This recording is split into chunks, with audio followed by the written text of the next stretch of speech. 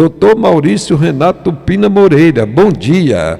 Bom dia, Valdir Bezerra, bom dia, ouvinte da Rádio Clube. É uma satisfação estar aqui no seu programa, Valdir. Tudo bem com o senhor, doutor Maurício? Tudo em paz, graças a Deus. Que bom. Um homem com currículo desse tamanho conhece a fundo todos os problemas, não só do Recife, mas do Brasil e do mundo. Gostaria de saber do senhor qual é a solução para esse imbróglio, né, que envolve o transporte público em Pernambuco. É um clamor do trabalhador, da dona de casa, do usuário, né, do transporte público aqui na região metropolitana, porque num momento de pandemia como esse é um desastre total. Ônibus superlotados e não tem coletivos. O pior é quando é um feriado, quando naqueles horários que o pico diminui um pouco, que poderia facilitar a vida das pessoas, o empresário retira o ônibus de circulação. Tem solução para o transporte público, doutor Maurício? Valdir, observe o seguinte: o problema que nós enfrentamos aqui na região metropolitana do Recife, agravado muito por esse quadro da pandemia, pode ser resumido no seguinte. Você tem uma ideia, em março do ano passado, na semana que antecedeu a pandemia, o sistema transportava 1.300.000 passageiros por dia. Isso é a demanda catracada, a demanda que passa nas catracas. Por não. Porque tem uma demanda, na verdade, bem maior. 2 milhões de passageiros, na verdade, era o que o sistema transportava antes de romper a pandemia. É porque existem os passageiros integrados, existem os passageiros gratuitos. O passageiro integrado só paga a tarifa no primeiro veículo que utiliza. Então, o sistema ao todo transportava 2 milhões de passageiros. Com a pandemia, houve uma redução violentíssima da demanda. Nós chegamos a ter essa demanda reduzida apenas para 300.000 passageiros. Desde a queda, né, de 1.300.000 para 300.000 passageiros. Isso exigia um esforço muito grande do corpo técnico do Grande Recife, no sentido de poder adequar essa situação.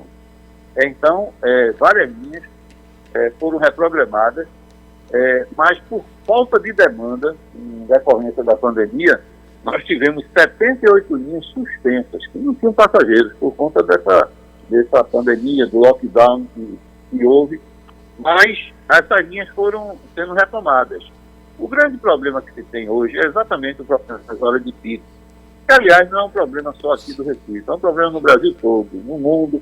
Nós acompanhamos isso e vemos que realmente é algo difícil, porque observe o seguinte: eu vou dar um exemplo. Imagine o terminal de Zona Vicência, um terminal para onde convergem várias linhas de ônibus e o metrô.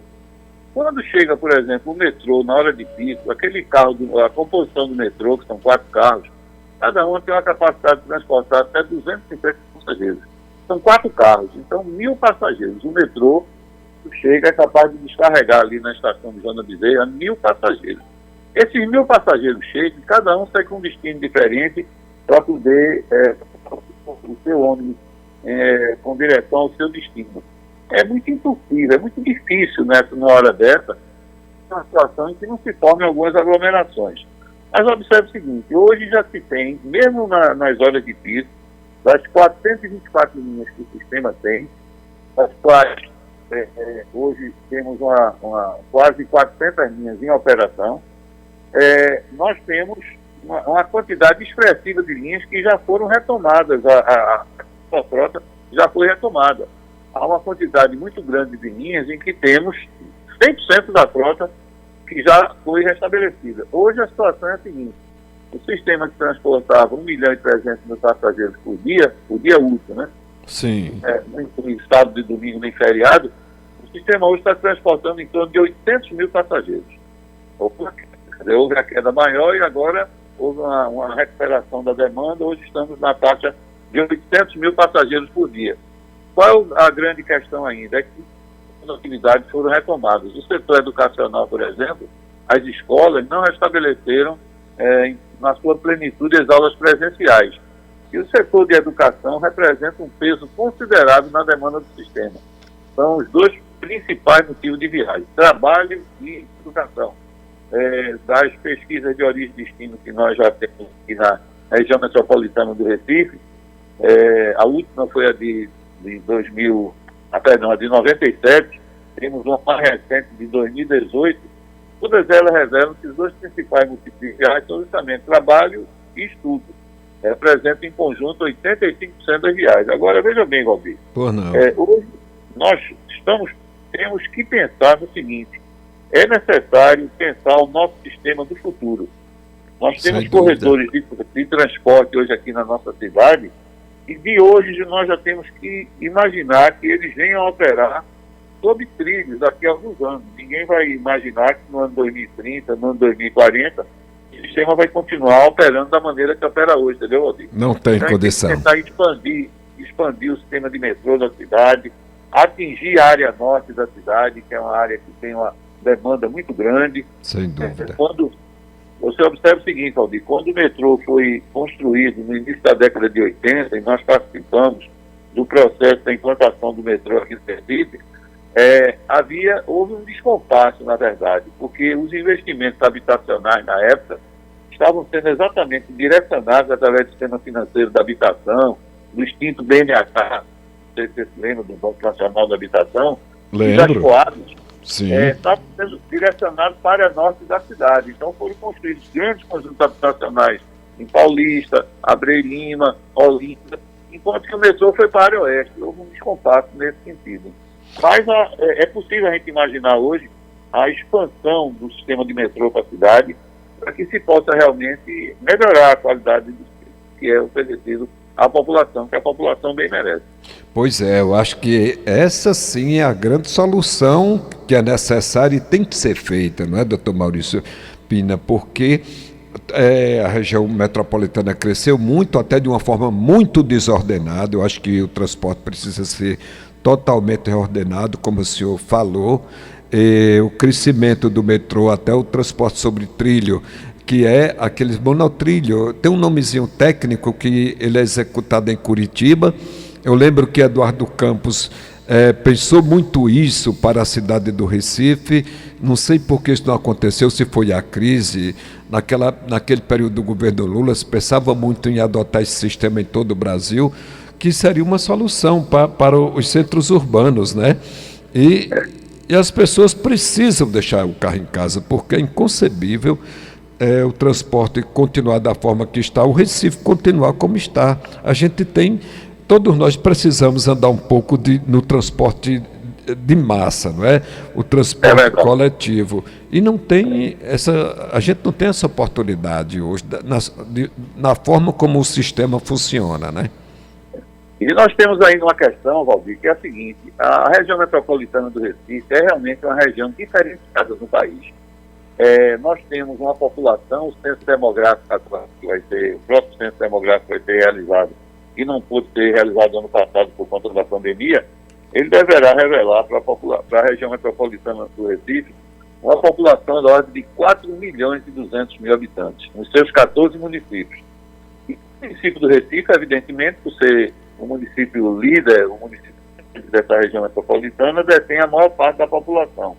Mas observe o seguinte: o Recife é diferente das outras regiões metropolitanas, porque a população do município do Recife é pequena em relação à população da região metropolitana.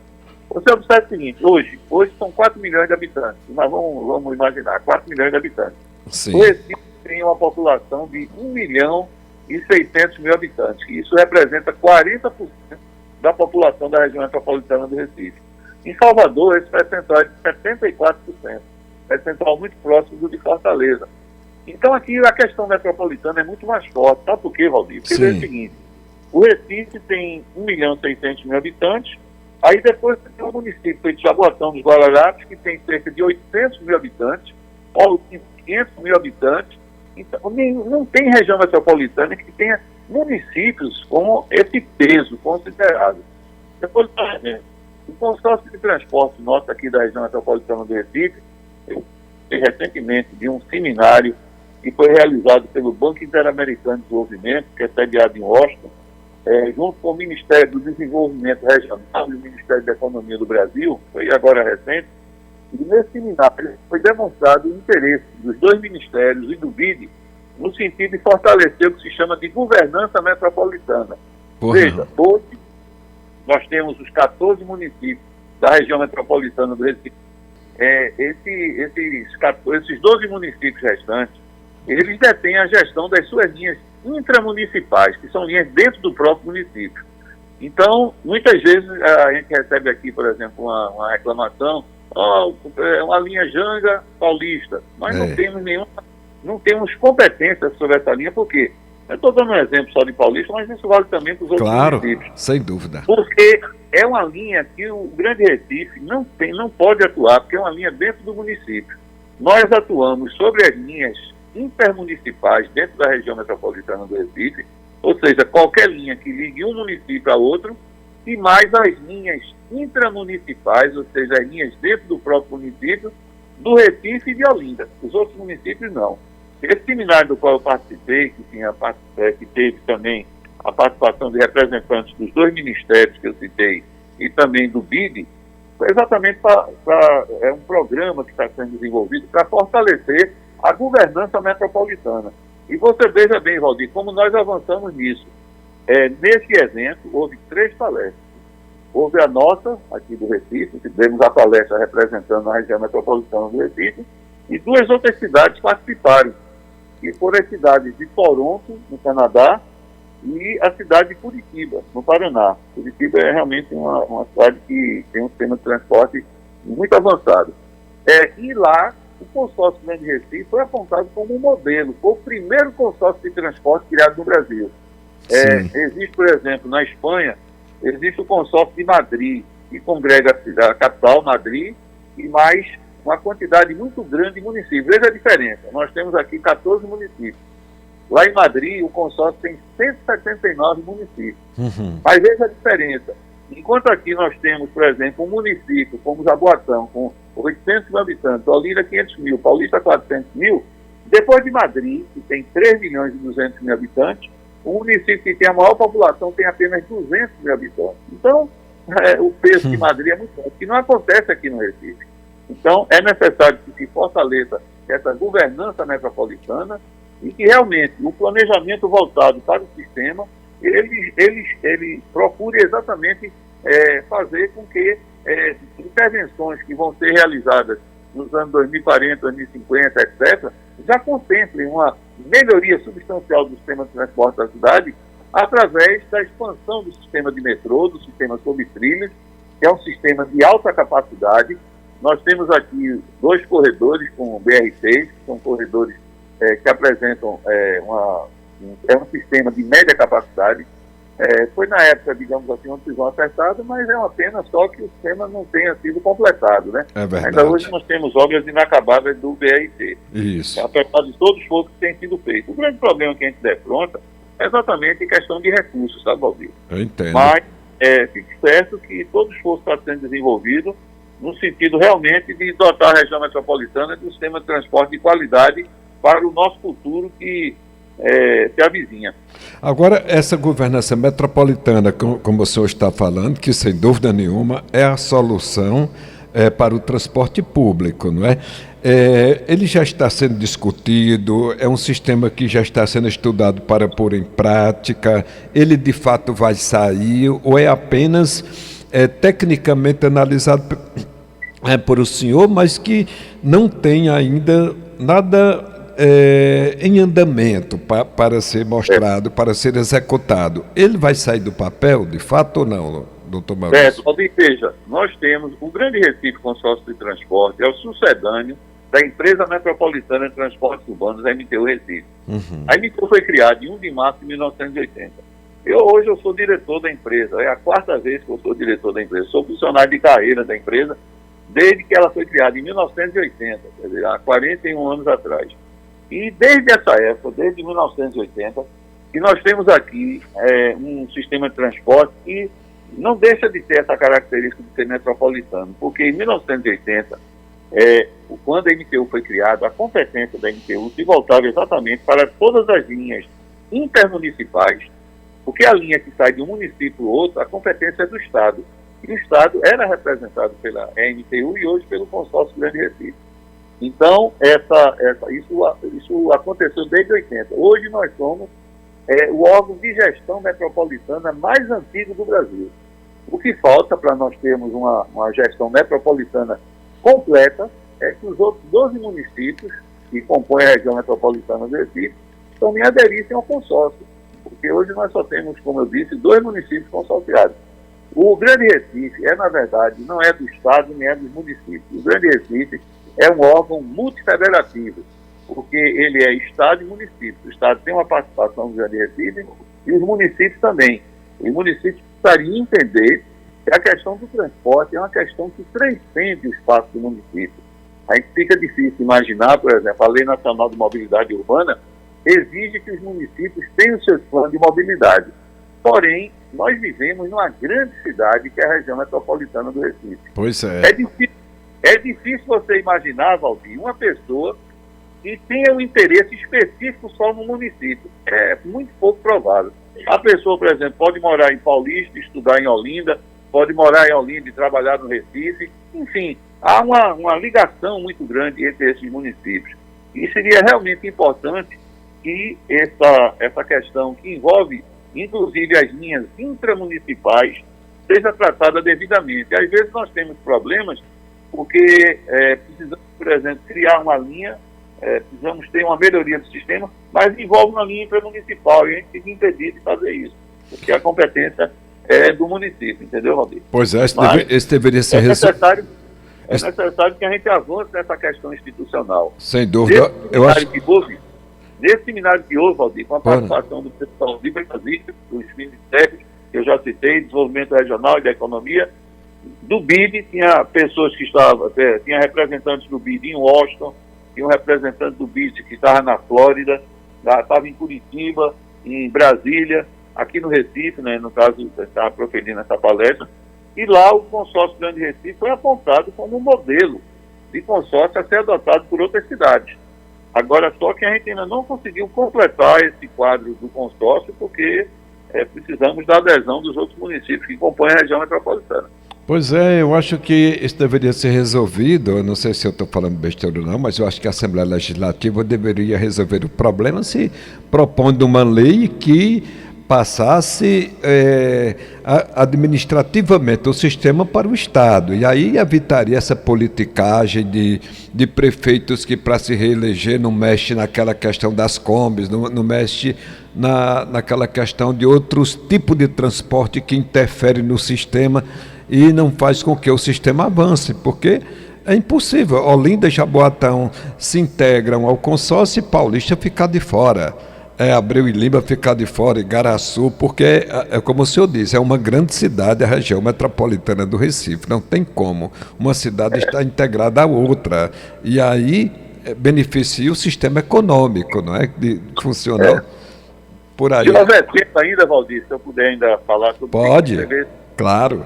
Nós temos aqui o SEI. O SEI é um sistema estrutural integrado, que foi concebido em 1984, portanto há 37 anos, ainda é a base do nosso sistema de planejamento, porque antes do SEI, o que existia era um sistema que estava caminhando assim para uma situação de insustentabilidade, porque na época, em 1983, 86, 84, quando o SEI foi concebido, o que existia é que as ligações eram todas pontuais.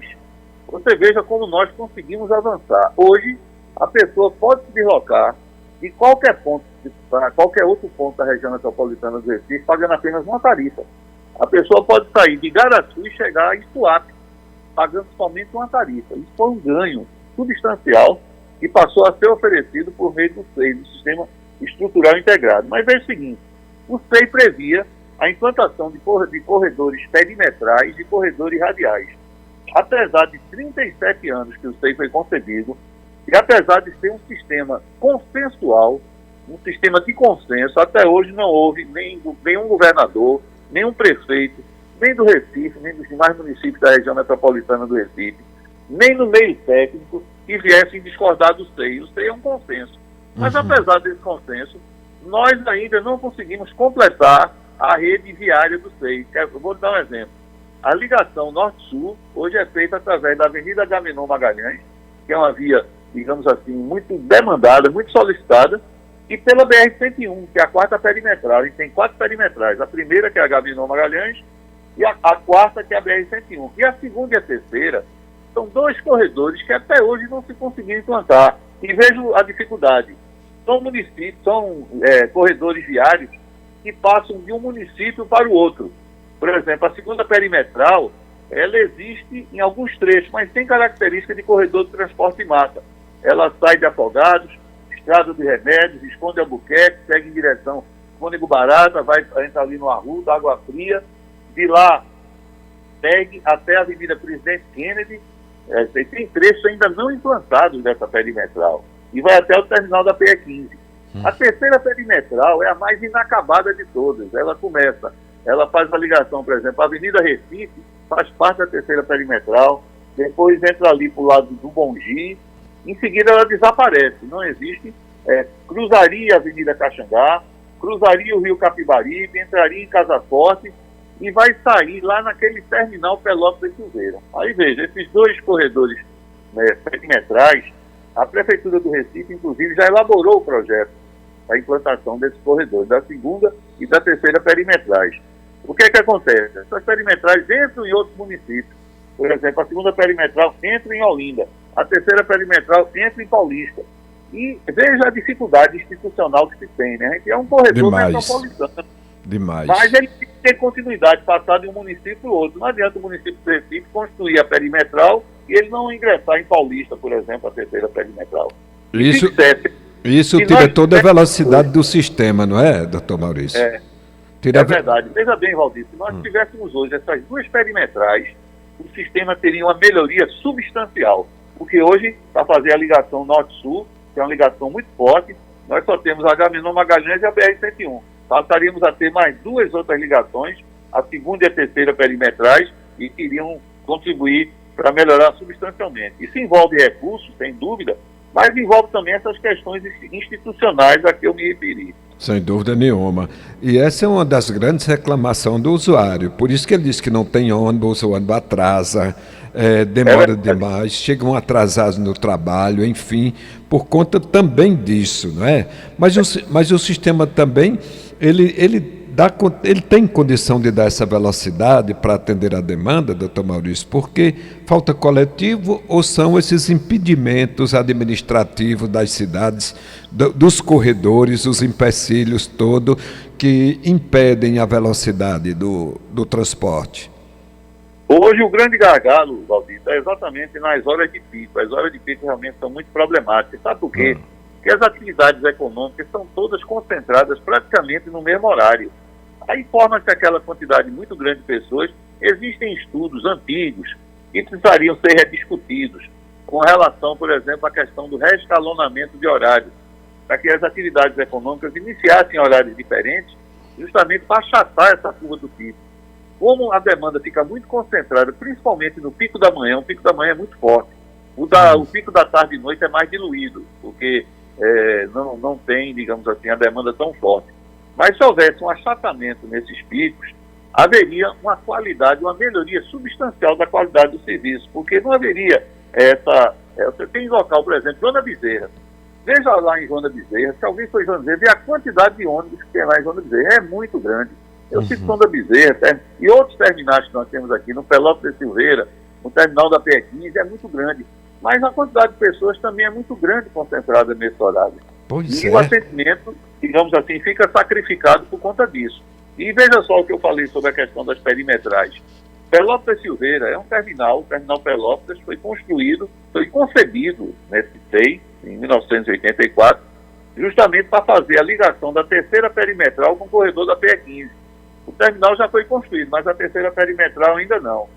O terminal da PE15 foi construído justamente na interseção da segunda perimetral com a PE15, mas ainda não foi construída a segunda perimetral. Então são essas intervenções todas, entendeu, Valdir, que a gente precisa. Hoje em dia há uma dificuldade maior de recursos, mas sem dúvida que nós esperamos que o futuro do nosso sistema avance substancialmente, principalmente a partir do momento em que nós partimos para sistemas de transporte de maior capacidade, a exemplo de outras cidades do mundo. Hoje nós temos um sistema de metrô no Recife. Nosso sistema de metrô entrou num processo de degradação muito grande de 6 anos para cá. Terrível. 6 anos para cá. E temos situações de paralisações constantes do sistema. por uma série de dificuldades de ordem financeira. Mas essa questão do metrô também está sendo tratada. Em breve nós deveremos ter melhoria na qualidade do sistema de metrô aqui da nossa região metropolitana do Recife e pensar justamente em expandi-lo para outros corredores. Deixa eu fazer uma pergunta para fechar com o senhor, que o tempo foi embora, e aí eu vou colocar os pontos para o senhor fechar numa conversa só. Qual é a reclamação do usuário? A lentidão do transporte coletivo. E não pode ter velocidade em uma cidade de uma quantidade gigante de automóvel como é o Recife. Não é? Quer dizer, a quantidade de automóvel hoje nas regiões metropolitanas é uma coisa absurda. Qual é a solução para isso? O transporte público. O senhor está colocando aí que a solução é essa, com melhoria de monotrilho, enfim, os investimentos nos corredores, etc. O ouvinte também reclama da falta de estrutura nos terminais de ônibus, não tem nem banheiro para o usuário do sistema fazer uso dele. Enfim, ônibus superlotado, sem condição, sem ar-condicionado, enfim, todos esses problemas. A solução para diminuir a quantidade de automóvel, da velocidade do sistema, é essa melhoria do transporte público, e o que fazer para dar um conforto ao usuário para que ele possa fazer uso dele, deixar o carro em casa e aderir de vez, porque vai ser uma necessidade, já é, e o futuro a gente nem imagina como será. Qual é a solução para tudo isso, doutor Maurício? Perfeito, Valdir. A solução é continuar investindo e dando prioridade ao sistema de transporte público de passageiros, ao sistema de transporte coletivo, a verdadeira maneira de se resolver de fato a questão de mobilidade dentro da nossa cidade. De que maneira? Ampliando a quantidade de faixas exclusivas para ônibus na cidade. Você veja que hoje temos já uma quantidade, mas ela ainda precisa ser muito melhorada. Precisa educar o povo invade a faixa do coletivo. Veja, por exemplo, lá em Boa Viagem, quando foi implantado o corredor de ônibus na Domingos Ferreira, que atende toda aquela área sul, a demanda é muito forte, porque Boa Viagem é uma área que tem um atrativo muito grande de viagem, pelo comércio, pelas praias, pelos estabelecimentos comerciais e escritórios, enfim, Boa Viagem e residências, né? Então, quando foi implantada a faixa exclusiva na Domingos Ferreira, dobrou a velocidade dos ônibus. Foi possível, é uma maneira de você priorizar, reservar um espaço para que o sistema de transporte coletivo opere. E mesmo assim você vê que existem incompreensões de parte da população. Vou dar um exemplo. A Antônio de Góes, a Avenida Antônio de Góes, ali no Quina, foi implantada a faixa exclusiva de ônibus na Antônio de Góes. O que é que acontece? São 6 faixas que tem na Antônio de Góes. Uma faixa foi reservada para o sistema de ônibus. E as 5 faixas restantes continuaram com os automóveis. Mas mesmo assim, houve reclamações. Na época, houve gente que reclamasse, houve até vereador aqui do Recife que reclamou, achou um absurdo e deixasse um espaço reservado para o ônibus. Agora veja, naquela faixa de ônibus, são transportados por dia, só naquela faixa, 90 mil passageiros. Enquanto que nas 5 faixas restantes do automóvel, 72 mil passageiros. Então é uma questão de definir prioridade. A gente reserva uma faixa para transportar 90 mil pessoas e as 5 faixas restantes a transportar 72 mil pessoas. E ainda houve quem reclamar. Então, hoje em dia, essa mentalidade, na verdade, está mudando. Hoje as pessoas já entendem que para resolver o problema, realmente nós temos que melhorar e muito o sistema de transporte coletivo da cidade, que apesar de todos os avanços alcançados, hoje a gente tem um sistema bem mais fortalecido do que antes. Você vê, por exemplo, quando eu era estudante na Universidade Federal de Pernambuco, estudava engenharia lá na década de 70, 1970, eu morava em Olinda e eu ia de ônibus para a cidade universitária. Veja como era. Não existia linhas perimetrais, não existiam linhas perimetrais, não existia sistema integrado. Eu saía de Olinda, pegava o ônibus e ia até o Recife, até o terminal de ônibus de Olinda era ali na Rua do Riachuelo.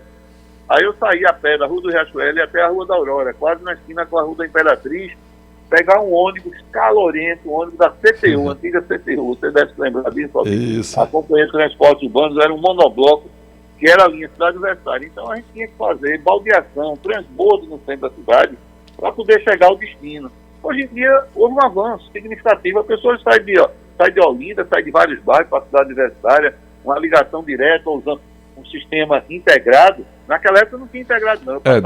Doutor Maurício, melhorou o sistema, mas também aumentou gigantescamente o número de automóveis nas cidades. Sem dúvida. Mas sabe o que é isso, Valdir? A prioridade que se deu para o transporte individual em detrimento do transporte coletivo. Exatamente. Há uns anos atrás, o governo federal resolveu dar facilidade de crédito para comprar automóvel, reduziu impostos, aí estimulou a população a comprar automóvel, quando deveria ter partido justamente no sentido contrário, e adotado medidas que estimulassem o uso do transporte coletivo. Naquela época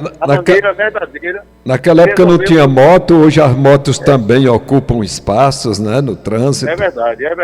A verdadeira maneira de nós conseguirmos melhorar a qualidade do sistema de transporte coletivo na região metropolitana é dando total prioridade e apoio ao sistema de transporte público passageiros.